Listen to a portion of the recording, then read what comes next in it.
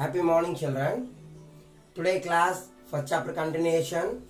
The last exercise for GM and 1.2 exercise balance வந்து BM எடுக்க போறேன். எல்லாமே காமன் டாபிக் தான், ரேங்க் மெத்தட்ல தான் எடுக்க போறேன். BM and GM கவனிங்க, இது ஒரு இம்பார்ட்டன்ட் ப்ராப்ளம் ரெண்டு பேருக்குமே. என்னன்னா இது வரைக்கும் நம்ம ரேங்க் மெத்தட் கண்டுபிடிச்சிருப்போம், சால்வ் பண்ணிருப்போம் ஈக்குவேஷன்ஸ், அதெல்லாம் மேட்டரே இல்லை. இப்போ ஈக்குவேஷன்ல ஒரு அன்னோன் வேல்யூ தவிர ஒரு கான்ஸ்டன்ட் வேல்யூ எங்கேயும் மிஸ் ஆகுது. அதை வந்து கண்டுபிடிக்க போறோம். இந்த கேன்ற வேல்யூ எல்லா இடத்துல இருக்கு. இப்போ எக்ஸாம்பிளுக்கு ஒரு ப்ராப்ளம் எடுத்திருக்கேன், ஜிஎம்ல எடுத்திருக்கேன் 1.6 எக்ஸசைஸ் செகண்ட் ப்ராப்ளம் எடுத்திருக்கேன் எக்ஸாம்பிளுக்கு.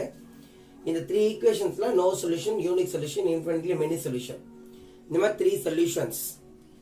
அந்த சொல்யூஷன் கேஸ்க்கு ஏற்ற மாதிரி கே வேல்யூ ஃபைண்ட் அவுட் பண்ணணும். ஓகேங்களா? இப்போ நம்ம அந்த எப்படி கண்டுபிடிக்க போறோம், அதுக்கு முன்னாடி உங்களுக்கு ரெண்டு விஷயம் சொல்லணும். ஹோமோஜினியஸ், நான் ஹோமோஜினியஸ். ஹோமோஜினியஸ்ன்றது இந்த கான்ஸ்டன்ட்ஸ் எல்லாமே ஜீரோவா இருக்கும், அதனால நான் ஜீரோ மேட்ரிக். நான் ஹோமோஜினியஸ் அப்படின்றது ஏபி அப்படின்னு போட்டிருக்கல, அப்போ அந்த கான்ஸ்டன்ட்ஸ் எல்லாம் வேற வேற நம்பர்ஸ்ல இருக்கும். ஸோ நான் ஹோமோஜினியஸ்ல கான்ஸ்டன்ட் டிஃபரெண்டா இருக்கும், ஹோமோஜினியஸ்னா சேமா இருக்கும், அது ஜீரோவா இருக்கும். அதனாலதான் இங்க ஜீரோ மேட்ரிக், நல் மேட்ரிக்க போட்டிருக்கேன். என்ன இதுனா இந்த ஹோமோஜினியஸ் ஈக்குவேஷன் வந்து 2 கேசஸ் தான் பாசிபிள். நோ சொல்யூஷன் வர வாய்ப்பே இல்லை, ஏன்னா கான்ஸ்டன்ட் ஃபுல்லா ஜீரோ. அதே மாதிரி இதுல ரெண்டு சொல்யூஷன் பக்காவா சொல்லலாம் நம்ம. ஒன்னு ட்ரிவியல், இன்னொன்னு நான் ட்ரிவியல். அதாவது unique solution, infinitely many solution. இந்த மாதிரி ட்ரிவியல் சொல்யூஷன், நான் ட்ரிவியல் சொல்யூஷன். ட்ரிவியல் சொல்யூஷன்னா பக்காவா ஆன்சரே சொல்ல முடியும் நம்மளால 0,0,0. நான் ட்ரிவியல் சொல்யூஷன்னா இதை தவிர எல்லா வேல்யூமே பாசிபிளா இருக்கும், சம் கான்ஸ்டன்ட்ஸ் இன்வால்வ் ஆகும். ஸோ இன்ஃபினிட்லி மெனி சொல்யூஷன்ஸ் மாதிரி. இதே நான் ஹோமோஜினியஸ்னா 3 கேசஸ் தான் பாசிபிளா இருக்கும், no unique infinitely many solution. இங்கே நார்மல் தான், இங்கே ட்ரிவியல்லாம் கிடையாது, ட்ரிவியல் சொல்லவும் முடியாது. இங்க ட்ரிவியல்ன்ற வார்த்தை என்னன்னா பர்டிகுலரா ஒரு சொல்யூஷன் கண்டிப்பா இருக்கும், யூனிக் சொல்யூஷன். அது என்னன்னு கேட்டீங்கன்னா 0,0,0 இருக்கும் கண்டிப்பா. இப்போ அந்த 3 கேஸோட கண்டிஷன் பாருங்களேன், சார்ட்ல எழுதுன மாதிரி இப்போ நான் எடுத்து எழுதியிருக்கேன். யூனிக் சொல்யூஷனுக்கு என்ன கண்டிஷன், ரேங்க் ரெண்டுமே நாட் ஈக்குவலா இருக்கும், it is inconsistent, it has no solution. அப்போ என்ன, அந்த கான்ஸ்டன்ட் வேல்யூ அதான் நம்ம ஃபைண்ட் அவுட் பண்ண போறோம். Next unique solution, rank will be ஈக்குவலா இருக்கும், அது rank of A equal to rank of A comma B equal to அன்னவுன்ஸா இருக்கும், ஈக்குவல் டு அன்னவுன்ஸா இருக்கணும், லெஸ் தென் அன்னவுன்ஸா இருக்கக்கூடாது. It is consistent, it has unique solution. Infinitely many solution, rank of A, rank of A comma B less than என்ன இருக்கணும், it is consistent, it has infinitely many solution. இப்போ புரிஞ்சிருக்கும்னு நினைக்கிற ஒரு idea. இந்த cases வச்சு அந்த கான்ஸ்டன்ட் வேல்யூ இந்த கேஸ்க்கு என்ன, இந்த கேஸ்க்கு என்ன டிஃபரெண்டா கண்டுபிடிக்க போறோம். இதுல ஸ்டெப்ஸ் பாத்தீங்கன்னா ஃபர்ஸ்ட் ஸ்டெப், இதை நான் சைட்ல எழுதுறேன், லேசா எழுதுறேன் பாருங்க. ஃபர்ஸ்ட் ஸ்டெப் எப்பவுமே தெரிஞ்சதுதான், AX equal to B. Step number 2, augmented matrix எழுதணும், right? Augmented matrix. Step number 3, reduce to a row echelon form.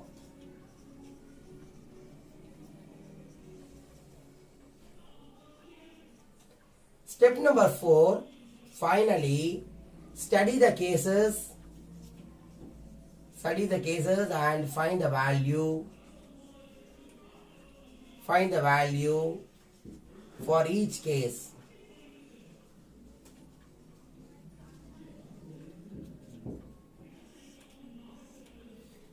So 4 steps.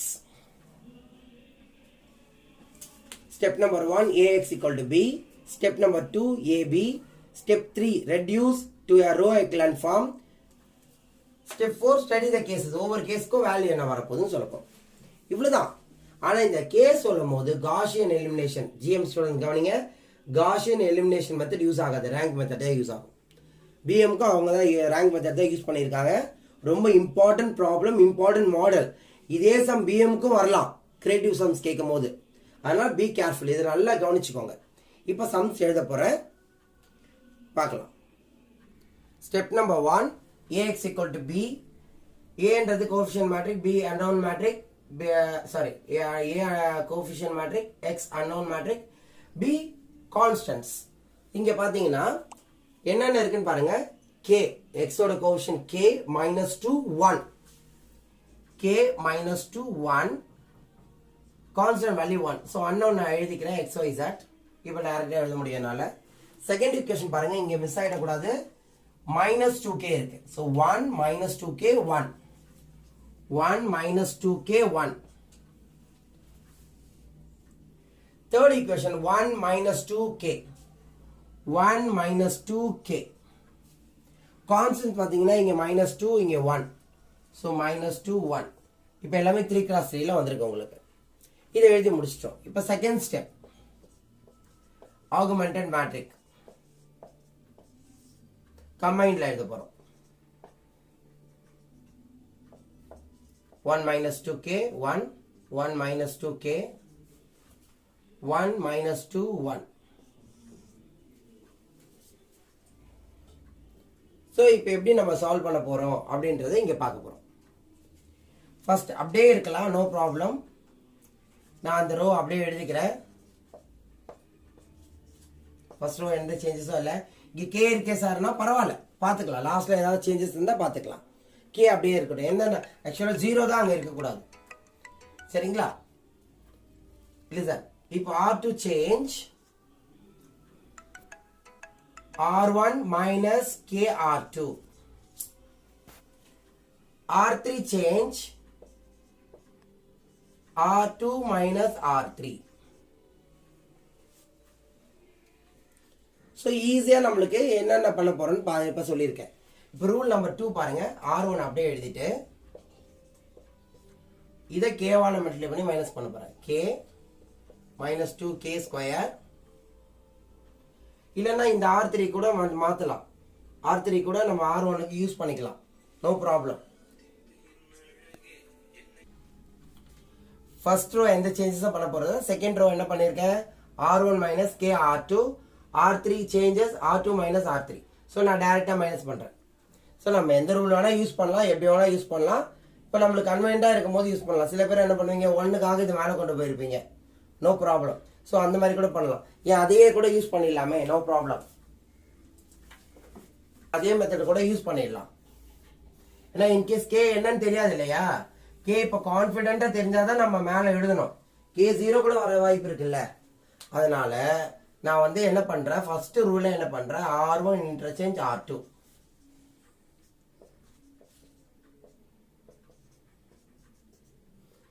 K minus 2 1 1 அப்படியே பாருங்க, ரெண்டு ரோ மாறிடுச்சு.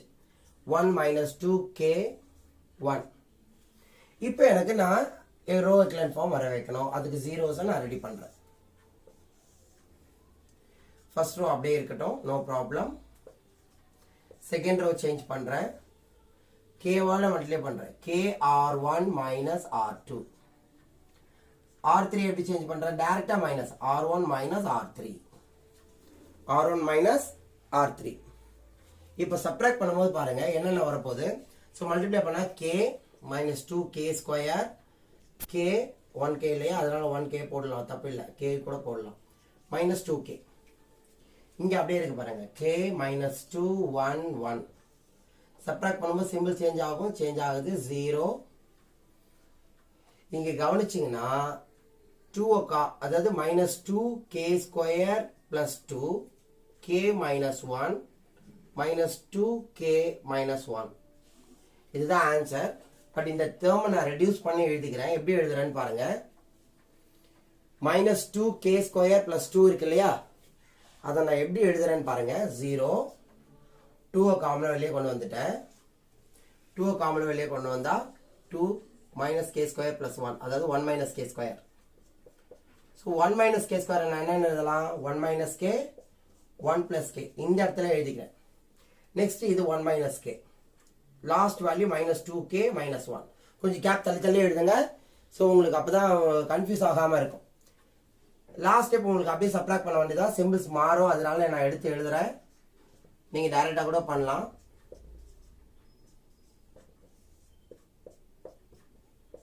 Zero minus 2 plus 2 1 minus K minus 3. இதுலயும் பாருங்க, இந்த இடத்துல நான் 2 காமனா எழுதுறேன். 1 minus K ன்னு வரும் எனக்கு. So 0 2 1 minus K 1 minus K minus 3. உங்களுக்கு இது வரைக்கும் ஆன்சர் ஈஸியாக வந்துருச்சு இல்லை? இப்போ இதையும் பாருங்களேன். இதுக்காக தான் நான் இதை ஷார்ட் கட் பண்ணேன்.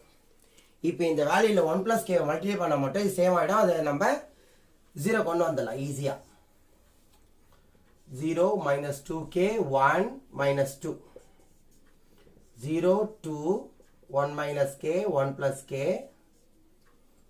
k - 1 -2 k - 1.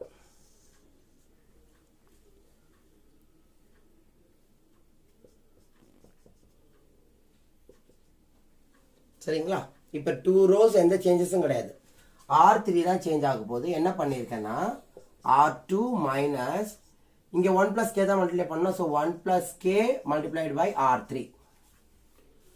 இது மல்டிப்ளை பண்ணிட்டு 0 பண்ணால் இங்கே 0 வரப்போகுது, எனக்கு இங்கே 0 வரப்போகுது. இப்போ இந்த ரோ இந்த இதை மட்டும் கால்குலேஷன் தனியாக பண்ணுறேன், கவனிங்க. இப்போ இதை வந்து 1 - kலாம் இங்கே பண்ண தேவையில்லை எதுவுமே. ஸோ இங்கே இந்த ரோ மட்டும்தான் சேஞ்ச் பண்ணோம். மேலே இருக்கிற ரோ அப்படியே வந்துடுது. k - 1 -2k - 1. இங்கே பார்த்தீங்கன்னா 1 + k மல்டிப்ளை பண்ணும்போது 1 + k. ஸோ இதோட 1 + k மல்டிப்ளை பண்ணும்போது என்ன வரும்? நான் பக்கத்தில் எழுதிக்கிறேன். இங்கே 1 + k. ஸோ சப்ட்ராக்ஷன் பண்ணால் 0. ஸோ இதில் காமனாக எடுத்து பாருங்கள். k - 1 காமனாக எடுத்தா இங்கே நான் எழுதுறேன், அப்படியே எழுதுறேன். அதுக்கப்புறம் ஷார்ட் கட் பண்ணிக்கிறேன்.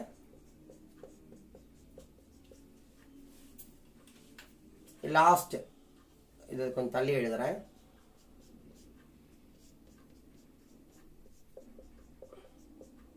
இதை எழுதுறேன் பாருங்க. -2k - 1 இது ப்ளஸ் ஆயிடுச்சு இல்லையா? So +3 + 3k. ஸோ 3kல 2k போச்சுன்னா k 3 - 1 + 2. இது வந்து k + 2 வந்துருச்சு. இது என்ன வந்துருச்சு? k + 2. இப்போ இதை மட்டும் பாருங்க. இந்த -1 உள்ள கொண்டு போனால் இது ப்ளஸ் ஆகிடுது, மைனஸ் ஆகிடுது, ப்ளஸ் ஆகிடும். ஒன்றை மட்டும் மாற்றினா போதும். ஏன்னா மல்டிப்ளிகேஷன் தானே, எய்தர் இதில் மல்டிப்ளை பண்ணலாம், இதில் மல்டிப்ளை பண்ணலாம். ஸோ k - 1 காமனாக வெளியே எடுக்கலாமா? அப்போ இங்கே என்ன வந்துடும்? k + 2ன்னு வந்துடும். ஸோ k - 1 k + 1 ஃபேக்டராக வந்துடும். சார் குவாட்ரேட்டிக் ஈக்குவேஷன் மாதிரி கூட வரும். நீங்கள் அதை வந்து ஃபேக்டரைஸ் கூட பண்ணிக்கலாம். இப்போ நான் டைரெக்டாக கூட ஃபேக்டரைஸ் பண்ணிட்டேன். ஸோ இந்த டேர்ம் ஃபேக்டர் 2 ஃபேக்டர் இருக்கு. k - 1 k + 2. சரிங்களா? இப்போ புரிஞ்சிருக்குன்னு நினைக்கிறேன். சரிங்களா? இப்போ ஸ்டூடெண்ட்ஸ், இப்போ நம்ம லாஸ்ட்டாக ஃபைனலாக ரோ எக்லான் ஃபார்ம் கொண்டு வந்தோம் இல்லையா? இப்போ பாருங்கள், ரோ எக்லான் ஃபார்ம். இந்த ரோ எக்லான் ஃபார்ம் முடித்த பிறகு நம்ம என்ன சொன்னோம்? ஸ்டெப் 3 வந்துட்டோம். ஸ்டெப் 3 இதுதான் இல்லையா? ஸ்டெப் 3 வந்தாச்சு, முடிஞ்சிருச்சு ஸ்டெப் 3. இப்போ லாஸ்ட்டாக ஃபைனலாக கேஸ் ஸ்டடி பண்ண போகிறோம். கேஸ் ஸ்டடியில் பாருங்கள். கேஸ் 1 ரேங்க் ஆஃப் நோ சொல்யூஷனுக்கு தானே. ஸோ என்ன ரேங்க்னு எழுத தெரியாது. கேஸ் ஸ்டடி வந்து நோ சொல்யூஷன் சொல்லியிருக்காங்க.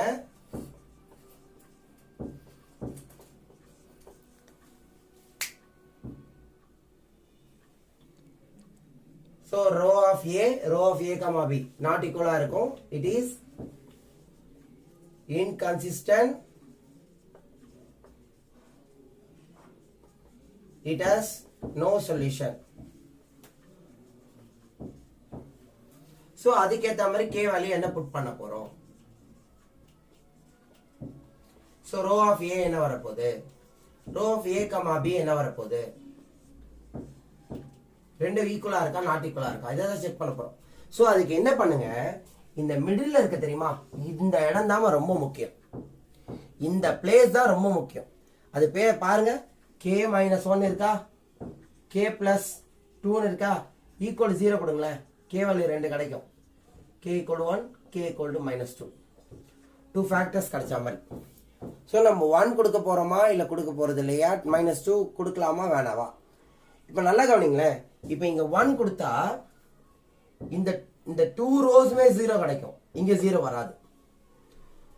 அப்போ இந்த 2 rows 0 வரும். நீங்கள் கொடுத்து வேணா பாருங்க. இந்த 2 rows 0 வரும். 2 rows 0 வரும்போது ரேங்க் வந்து இங்கே 1. 1 கொடுத்தா. அது இங்கே 1 கொடுத்த பிறகு மொத்தமாக பார்த்தீங்கன்னா இங்கே 0 வரும், பட் ஆனால் இங்கே நம்பர்ஸ் வந்துடும். அதனால ரேங்க் இங்கே 2. ஏன் சார் 3 தானே வரணும்னா இந்த 2 ரோவும் சேமாக இருக்கும், சிமிலராக இருக்கும். சிமிலராக இருக்கும் போது ரேங்க் 3 இருக்கக்கூடாது, ரேங்க் 2 தான் இருக்கணும். அப்படியே பாருங்க, not equal. So it is consistent, it has no solution. Case number 2, unique solution.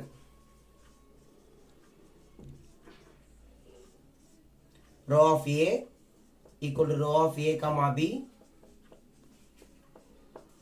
equal to unknowns. Equal to என்ன வரணும்? Unknowns. Number of unknowns. Number of unknowns. Unknowns எத்தனை இருக்குன்னு தெரியும்? X, Y, Z 3 இருக்கு. அப்ப rank இங்க 3 வரணும். So என்னக்கு என்ன வரப்போகுதுன்னு பார்க்க போறோம். என்ன புட் பண்ண போறோம் முதல்ல. இங்க 1 கொடுக்க கூடாது. ஏன்னா 1 கொடுத்தாதான் என்ன ஆயிடும்? புட் k வேல்யூ 1 கொடுத்தாதான் என்ன ஆயிடும்? இந்த வேல்யூ சொல்லாம விட்டா மார்க் போயிடுமா? இதான் முக்கியம். இதுவும் ரேங்க் சொல்றதா முக்கியம். ஸோ கேஸ் 1ல் 1 கொடுக்குறோம், நம்மளுக்கு இந்த மாதிரி நோ சொல்யூஷன் கிடைக்குது. அப்போ கண்டிப்பா 1 கொடுக்க கூடாது, அந்த இடம் 0 வரக்கூடாது. யூனிக் சொல்யூஷனுக்கு இந்த இடம் 0வே வரக்கூடாது. அப்போ 1ம் கொடுக்க கூடாது, -2ம் கொடுக்க கூடாது. நல்லா கவனிச்சுக்கோங்க. ஏன்னா எது கொடுத்தாலும் அங்கே 0 வந்துடும். ஸோ 0 வரக்கூடாது, 0 வரவிடக்கூடாது அந்த இடம். ஸோ அப்போ யூனிக் சொல்யூஷன் 0 வரவிடக்கூடாதுன்னா அப்போ k not equal to 1, k not equal to -2. மற்றபடி எந்த வேல்யூ வேணால் தரலாம். ஸோ அதனால ரேங்க் என்ன வரும்? இங்கே 3. அதே மாதிரி ஃபுல்லாக வரும் இல்லையா? ஏன்னா அந்த இடம் 0 வந்துட்டா வராமல் இருந்தாவே ரேங்க் வந்து 0 தான், ரேங்க் வந்து 3 தான். இல்லை நான் 0, இங்கே 0 வராமல் இருந்தாவே என்ன பார்த்துக்கோங்க. 1 கொடுக்காம இருந்தாவே 1 -2 கொடுக்காம இருந்தாவே ரேங்க் 3 வந்துடும். அப்ப 3 வந்தாவே நம்பர் ஆஃப் அன்னவுன்ஸ் ஈக்குவலா இருக்கா? therefore it is consistent, it has unique solution.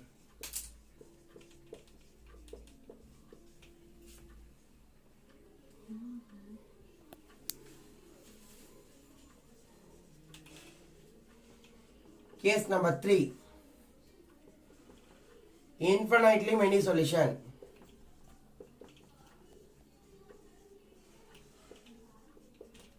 Infinitely many solution. Row of A comma AB equal to என்ன பண்றாங்க? இப்போ என்னன்னு கண்டுபிடிக்க போறாங்க? less than n. அதே என்ன number of announce less than இருக்கான்னு பார்க்க போறாங்க. ஸோ 2 இல்லைன்னா 1 வரப்போகுது. அதுக்கேற்ற மாதிரி இங்கே என்ன பண்ண போறாங்க? புட் k வேல்யூ என்னன்னு பார்க்க போறாங்க.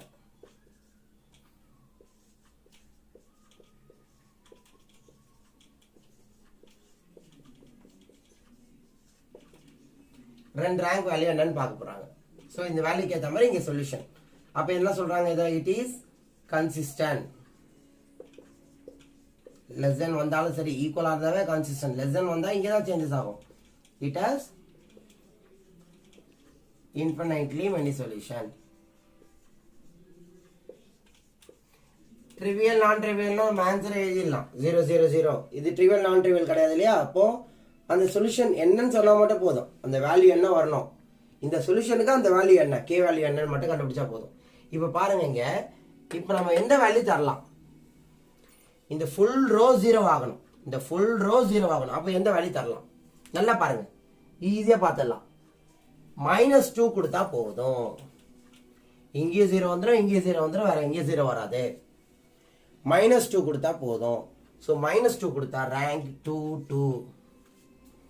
அப்போ கரெக்டாக 2 வந்துருச்சுங்களா? லெஸ் தான் என்ன? ஸோ என்னன்றது என்னது? இங்க என்னன்றது 3. ஸோ 3க்கு கம்மியாக தானே இருக்கு, நம்பர் ஆஃப் அன்னவுன்ஸ் கம்மியாக தானே இருக்கு. அப்போ இன்ஃபினிட்லி மெனி சொல்யூஷன். இப்போ 3 கேசஸும் அனலைஸ் பண்ணிட்டோம். k வேல்யூ ஃபைண்ட் அவுட் பண்ணியாச்சு. No solution means k value 1. In the case of no solution, k value 1. In the case of unique solution, k value not equal 1, not equal to -2. In the case of for infinitely many solution, k value equal to -2. இது 1 மார்க்லயே வரும் உங்களுக்கு. இவ்வளோ பெரிய 5 mark 1 மார்க்லயே வரலாம். K value என்னவா இருக்கும் என்னவா இருக்கக்கூடாதுன்னு வரலாம். அப்போ நீங்கள் கன்சிஸ்டன்ட் யூஸ் பண்ணாங்கன்னா நீங்கள் இந்த மெத்தட் தான் இவ்வளோ பெருசாக தான் போடணும்னு கிடையாது. உங்களுக்கு ஈஸியாக டிட்டர்மினன்ட் மெத்தடில் கூட போடலாம். டிட்டர்மினன்ட் மெத்தடில் டெல் நாட்டிக்கல் 0 வந்தால் கன்சிஸ்டன்ட், ஈக்குவல் டு 0 வந்தால் ஃபர்தராக செக் பண்ணுவோம். ஸோ கன்சிஸ்டன்ட் சொன்னாங்கன்னா இதுக்கு மட்டும் சொல்கிறேன், கன்சிஸ்டன்ட் யூனிக் சொல்யூஷன் சொன்னாங்கன்னா நீங்கள் டெல்லை மட்டும் செக் பண்ணி கூட அந்த கே வேல்யூ வர வைக்கலாம். டெல் என்னது நாட்டிக்கல் 0 இல்லையா, ஸோ அது வர வைக்கலாம். ஸோ யூனிக் சொல்யூஷன் சொல்லிட்டாங்க, இன்ஃபினிட் மெனி சொல்யூஷன் சொல்லிட்டாங்க அப்படின்னா கண்டிப்பாக என்ன வரும், டெல் வந்து 0 வரும். ஸோ இங்கே டெல் வந்து இந்த டெல் மெத்தடில் போட்டால் இது நாட்டிக்கல் 0, டெல் 0, இதுவும் டெல் 0. டெல்லை வச்சு கூட கண்டுபிடிக்கலாம். ஃபைனலாக ரேங்க் மெத்தட் கண்டுபிடிக்க முடியலன்னா இது 1 மார்க்குக்கு சொல்கிறேன். 5 மார்க்குக்கு ரேங்க் மெத்தட் தான் நீங்கள் யூஸ் பண்ணி ஆகணும். ஓகே சில்ட்ரன், இப்போ நீங்கள் பிஎம்ஜிஎம் 2 பேருக்குமே வந்து ஃபர்ஸ்ட் சாப்டர் கம்ப்ளீட் ஆகிடுச்சு. ஸோ உங்களுடைய வேலை கிளாஸ் ஒர்க் கம்ப்ளீட் பண்ணி 1 மார்க்ஸ் எழுதி எக்ஸ்ப்ளனேஷன் பண்ணணும். 1 மார்க் எக்ஸ்ப்ளனேஷனோட எழுதி ஆன்சர் புக் பேக்கில் இருக்குன்னு எழுதிடாதீங்க, எனக்கு வித் எக்ஸ்ப்ளனேஷன் வேணும். ஸோ எக்ஸ்ப்ளனேஷன் பண்ணி அதுக்கு ஆன்சர் இதுதான் சொல்லணும். இன்கேஸ் தேரியா 1 வேர்டு கொடுத்துருந்தாங்கன்னா எந்த பேஜில்